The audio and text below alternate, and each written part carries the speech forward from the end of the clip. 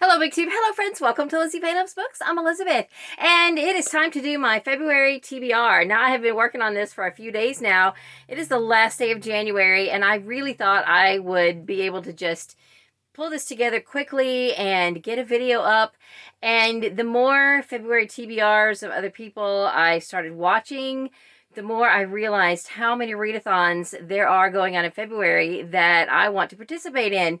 And three of the four are new readathons. I mean, last year in February, we were all doing the Historathon, and then it got moved to the fall. So thankfully, we don't have that right now because I seriously have a major case of FOMO because I don't want to miss out on any of these readathons. Now, there are a couple that I've heard of that I'm not doing simply because I just can't do them all. I know there's one called the Blackathon that is going on, and there's one called Feb Regency, and you know, those sound great, and I hope that those are very successful. But for me, I have narrowed it down to four. Now, one of them is one that I am hosting. I created and I'm co-hosting, and that's the Little House Readathon, and that's going to be February 7th through the 10th. So I'm super excited to tell you what I'm going to be reading for that.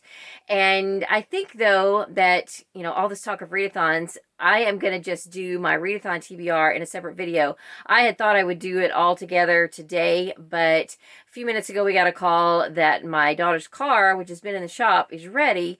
So two of us have to go over there in one car so that one of us can bring it back. And my daughter's actually at work, so my husband's home today, and he ran to get a haircut, and when he gets back, we're going to go pick up her car. So I think today I'm just going to show you my basic February TBR.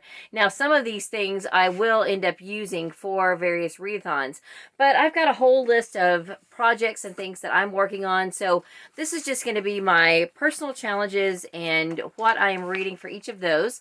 And then tomorrow, hopefully, there will be another video, my part 2 TBR, my readathon TBR, and I will share with you what I am reading for all of those. So incidentally, just so you know what readathons I'm talking about, besides the Little House Readathon, I'm also participating in the Retro Romance Readathon that was created by Storm from Storm Reads, and this is the first year for that. I'm super excited about it.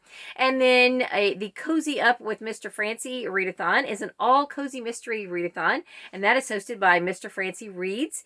So I'm definitely going to participate in that. It's a bingo card, nine prompt bingo card.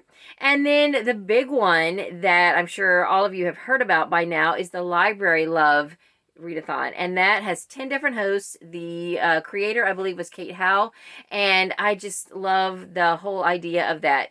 Each of the hosts have different prompts and a different theme, and it's awesome. So I will share with you, you know, I was telling some of the hosts as I was commenting to their videos, I want to do all the host prompts and all the prompts, and that's probably not going to be possible. But, I mean, that would be 30 prompts in and of itself. But I'm going to get as many done as I can. It's only a 2-week readathon. I'll probably just go ahead and take the whole month and see how many of those prompts that I can knock out. And I'm going to try to do one book or item per prompt. But then I will double up because one book could be used for, you know, all 4 readathons, you know, if I wanted to. That's just something I'm imputing on myself to do. I like to have, you know, one book or one thing per prompt within one readathon. I like to. I don't always, but I like to. Anyway, enough about readathons right now. Let me just share with you what I'm reading for all of my different projects. So for my Serious About Series list, I am going to try to make progress in a couple of different series. The Highland Bookshop series by Molly McRae. The next book I need to read is book 3. It is Thistles and Thieves, and I will just put a picture of it here. I'm pretty sure that's on Hoopla. I hope it is, because that's how I'm planning to consume that book. And then I'm finally going to get back to the series I've been keeping. I've been holding on to Audible Plus for the Quilts of Love series. And I actually have a physical copy of book 4, which is also going to work for another challenge. This is For Love of Eli. It's by Lori, L-O-U-G-H. please forgive me, I didn't look up to see if I could figure out how she pronounces her name. I'm going to guess it's either Low or Lof, but I have no idea. Anyway, this is book 4. I need to also listen to book 3, and the name of that is called Path to Freedom, I believe. And I think that's a historical book. None of these are very long, and there's 25 total, and I'd like to finish this series this year. I think the first 21 are on Audible Plus, and I have access to at least 2 more of them through my, well, maybe just 1 more in my library, and then I own one of the ones I can't get on audio. So anyway, I'll worry about those last 4 when I get there, but for now, I'm going to listen to all the ones on Audible Plus that I can, and that's one of them. So that is also going to work for the Read Your Bookshelf Challenge, which I am doing. The host for that is Chantel from Chantel Reads All Day. And I am kind of doing that in conjunction with my own Binge Your Bookshelf reading challenge. So I am going to binge, because of Storm's Retro Readathon, I decided that my theme for Binge Your Bookshelf, my theme for it for February, is going to be my retro romances. So I have all 8 of the Debbie Macomber Heart of Texas series. I didn't bring the very last one in here, but I will show them to you. Now, I have the first 3, volumes 1, 2, and 3 are 2 books each. They were originally published separately, but I've got these bind-ups, and I believe this is how they are put together on Scribd. So that's how I'm going to listen to these. Heart of Texas, volume 1, has 2 stories. It has Lonesome Cowboy and Texas Two-Step. So that's the first one. And then Heart of Texas Volume 2. There's what the cover looks like. These are great covers. This has Caroline's Child and Dr. Texas. And then Volume 3 is Nell's Cowboy and Lone Star Baby, and that's what that looks like.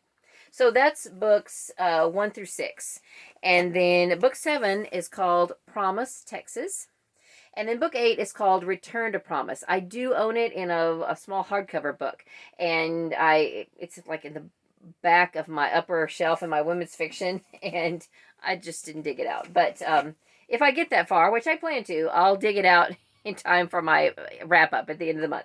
And then I'll probably, when I finish all those, I can move those out, and I'll probably just lot that whole set of books together and list them on eBay. So if you're interested in those, they'll be there eventually after the end of the month. And then, so then for the Read Your Bookshelf Challenge, the word from Chantel is love. So I am going to be able to count this one for Love of Eli. And I'm excited about that. That works very, very serendipitous. And then the other one is the Buzzword Challenge. Now, the Buzzword Challenge doesn't have to be your own books, but I'm kind of trying to make it a part of, you know, my Binge Your Bookshelves. So I believe that... Hang on one second. I needed a sneeze, and then I couldn't. So, anyway, the buzzword is possessive pronouns. So, I think this will work. This has 3 pronouns, actually 4. 4 pronouns in the title. So, I'm going with this one by Frederick Backman. My grandmother asked me to tell you she's sorry. So, my, me, you, and she. Yeah, I think all of those are considered pronouns. And whether they're possessive pronouns or not, my is. So, you know, for that alone, that can count. And I also want to count that for the Library Love Readathon, and so I will probably get the CDs from my library for that. But we'll cross that bridge another day. All right, so then for the Killing Time with Cozies challenges, we're doing an ABC challenge right now. And I said... Now, you don't have to read them in order, but I said just for fun, I was going to read them in order because I figure it's not going to be hard to read all the letters. So to make it a little more challenging for myself, it would be fun to just read them in order. So I read A and B in January, which I'll tell you about in my January wrap-up. So for C, I really wanted to read Caramel Pecan Roll Murder, which is the newest Joanne Fluke book, but that doesn't come out till February 22nd. And if I can even get it on that day from the library, which I probably can't, that only gives me a week to read it. So I decided to go ahead and go with one from my shelf. And I am going to read book 2 of the Cats in Trouble series by Leanne Sweeney, The Cat, the Professor, and the Poison. So I have the first one of these. I bought it on Audible a few years ago, and I don't want to buy any more of them on audio, and I think some of them farther in the series are on Hoopla, but I don't think this one is, so I'm probably going to end up having to read that one in print, but that's okay. For D, another one that I've got to read in print that I've been trying to get to for years, Death Threads, is book 2 in the Southern Sewing Circle Mysteries by Elizabeth Lynn Casey, who is also Laura Bradford. So I will do my best to get both of those read in the month of February. So I'll probably take a couple weeks, just try to get the first one done within the first 2 weeks, and then the second one, because like I said, I'm reading them in order, so I can't start them at the same time. I have to wait till I finish one before I start the next one. I know, I'm so goofy like that. Anyway, so then the other challenge that we're doing for Killing Time with Cozies is a scavenger hunt. So this month's, we spin a wheel, and the first challenge is a wedding theme. So I am going to listen to book 2 in the Cider Shop Mysteries by Julianne Lindsay. It's called Pulp Friction. And from the description, it looks like there is a wedding that is planned for that book. Whether it actually goes, I don't know. I didn't look that far, but pretty sure it's close enough to, whether a wedding actually happens or not, one is planned. So that's going to count for that. Then the next one is proving to be harder than I thought it would be, and that is to read a cozy mystery with a skull on the cover. So it looks like that the next of the Monica Ferris books that I need to read, which are the Needlecraft Mysteries, I can't tell for sure from the, well, now I can't even find the book. I can't tell for sure from the Goodreads picture, and I have misplaced I've misplaced the next book, which is called Cut Work. I couldn't even pull it off the shelf. And so I brought the next one in here, or so I thought, and now I can't even find it. Anyway, it looks like that there may be a skull shape in the quilt block that's on that cover. I can't say for sure, but I couldn't find a skull on any of the other cozy mysteries that I'm reading this month. So I hope I can find one. Otherwise, I'll have to, dig around, and maybe if I can find something that I can get on audio that has a skull that's, next in whatever series that I'm reading, I may have to dig farther. So that one's proving to be more difficult. There was a day when almost all of the Joanne Fluke, Hannah Swenson Baking Mysteries had a skull, or some kind of a skull in the in the frosting or something of whatever baked good was on the front.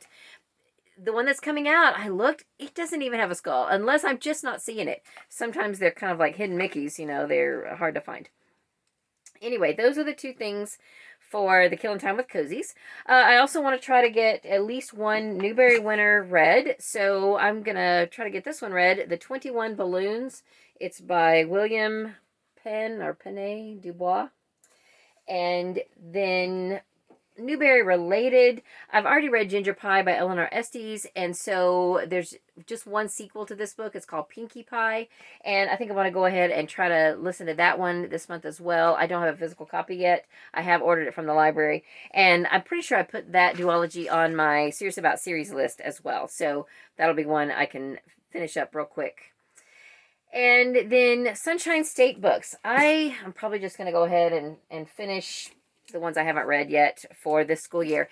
So this one that I have checked out is Jinxed by Amy Mccull. And I think this one's kind of a science fiction story, maybe dystopian, but I don't know for sure. Futuristic science fiction. I probably will listen to one other one that's historical fiction. It's called The Unsung Hero of Birdsong. I think that's right. I can't even remember who the author of that is yet, but I don't have it checked out. I think I do have both of the audiobooks for them checked out. But anyway, I for sure want to get a couple done. And there is one that's a graphic novel that I want to try to get to, and that'll count for one of the readathons. It's called A Wish in the Dark, and I'll show you that when I do my readathon TBR. Okay, booktube spin. So I did get one of my round 4 books read in January. So I have one left. The one I didn't get read yet is Thomas Kincaid's Home for Christmas by Joanne Brown. And then I'd like to go ahead and get both of my round 5 books done. I still have a round 3 book to read, but you know, let's not get crazy. The 2 audiobooks that got picked for round 5, Chicks with Sticks, It's a Pearl Thing by Elizabeth Leonard is book 1 in a trilogy. And then Moon Pies and Movie Stars by Amy Mccull, I believe, is a standalone.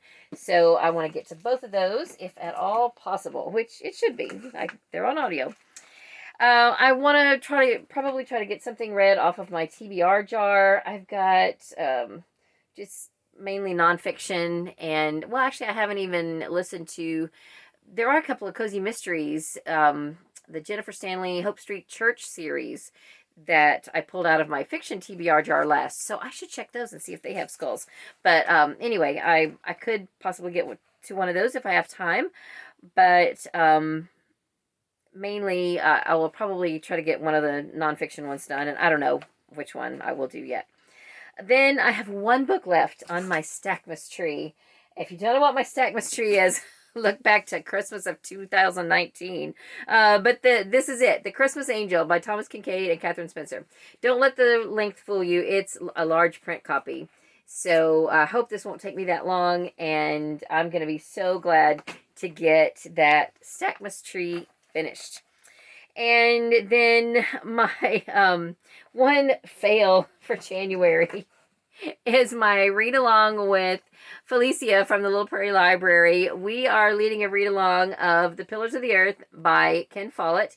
And we've got a couple people reading with us, but we could really use some more because I think that it is too easy to lay this aside in lieu of other things. So I'm only on chapter 3. We were supposed to be halfway by now, and so I am not doing nearly as good on this as I need to.